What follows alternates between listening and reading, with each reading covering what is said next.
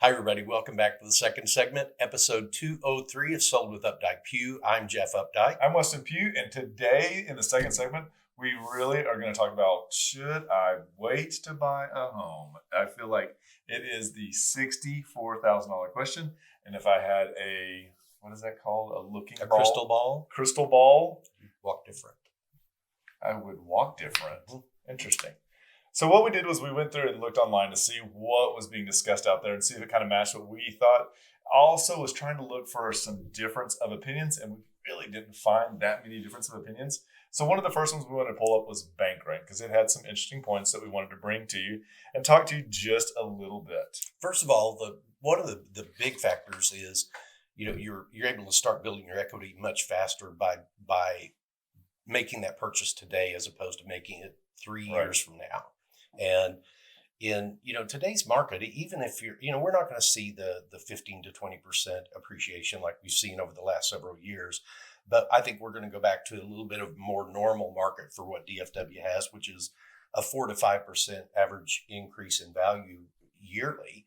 So if you're talking about delaying a purchase by about 3 years, then on a $500,000 home, you're essentially losing $60,000, $65,000 in equity. And the reason why this one rang so true to us is because we had multiple clients within the last 12 to 18 months that sold homes and had not owned them for a terribly long amount of time, all over the 2-year mark.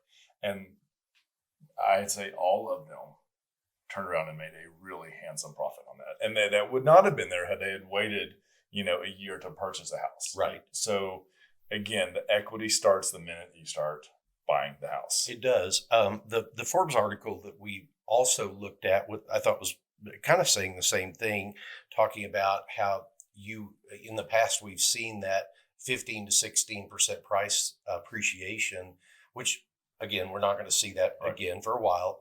But just looking at it from a normal perspective, it's still a lot of money. And one of the things that they also pointed out, and I think that I've heard you say before, marry the price, date the interest rate. And this is one of the things that they brought forward into it, and that there are ways to refinance your house when rates do drop again. And so it's not a forever situation, but equity, again, going back to bank rate, starts at the moment of purchase. And, Jeremy was talking to us last week, Jeremy, SWBC Mortgage, and he was talking about that same loan 2-year buy down that is really gained popularity out in the market now, because you do get the benefit of a 2-point reduction in your interest rate for a year, and then a 1-point reduction, year 3 from now, you can refinance. Right. Absolutely. And so one of the last ones was with Time Magazine, which I thought was really interesting. And Time Magazine was talking about how there is a cooling down that is happening in the market, but that if you're anticipating this to be the bubble, then the pop will not happen. That there's too many regulations as far as lending practices that are in place that were not when it happened in 2008. Inventory is not swollen. But what they did talk about was the 5 L's. And I'd never heard it phrased quite like this. The 5 L's are labor, lots, lending, lumber, and laws and regulations. And I feel like each one of these have their hand in that supply chain that has really caused prices to increase dramatically. It is. Builders are having to fight over labor. They're basically having to bid over labor. We know that the inventory of lots, especially in the city, is incredibly low right now, and that's kind of why we're seeing what we're seeing in some of these older neighborhoods that have smaller cottage style homes on them, where they're tearing those down. Lending, the third L that West was talking about.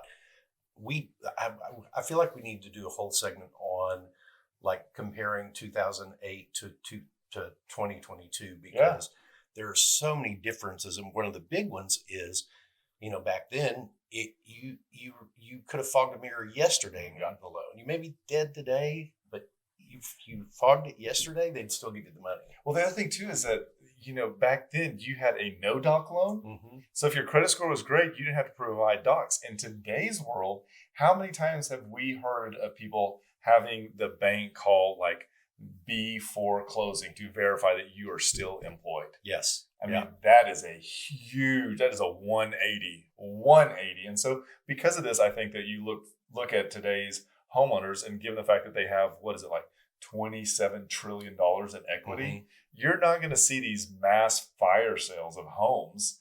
Plus, they're financed at 2.8% right now. So there's some really great home ownership opportunities that people have taken advantage of over the last 3 to 5 years. Yeah, and I really think that we're going to see some really great opportunities for buyers over the next 6 to 9 months, because there are still going to be people that, all the reasons that people buy and sell Correct. homes are still happening every day. Yep. And there are people that are going to be needing to sell their home. They're going to need to be selling it quickly for whatever reason.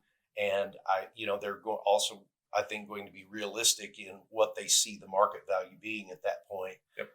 And the great thing about buying a home right now is you are not necessarily in that, oh my gosh, I've got to bid 20% over this price. Oh, I know I'm going to be competing with 20 different offers.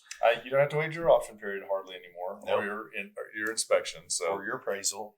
all of that is kind of like calming down. So we're really happy to hear about that. But yes, it is still one of those times when you have to have valuable information helping you make that decision. Yeah, just kind of wrapping up the fourth L, the lumber, building materials. That much of that supply chain issue has been solved now.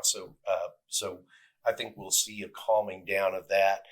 And then last of all, the laws and regulations. There many cities are, like in our neighborhood, they just changed the zoning for the first time in the history of our neighborhood, and it was to limit the size of the homes that you could put on some of the smaller lots. And that is interesting that they're doing that. It is. There's pros and really cons. strong arguments on both sides of it, so it's really hard to figure out what's the right thing on it. But it is something that's coming into the picture as well. Well, I think the next big thing on the horizon that we'll be watching for to see how city council votes on Airbnbs, and see how because I feel like that right now has really made a huge retraction in the investment buyers, because nobody wants to get hung with something they thought is a short term and it turns into a long term rental. Absolutely. Well, we hope that you found this all very, very informative. If there's topics that you would like to hear about, neighborhoods you'd like us to highlight, let us know. We'd be happy to make that happen. And just remember, we want to be your realtors for life.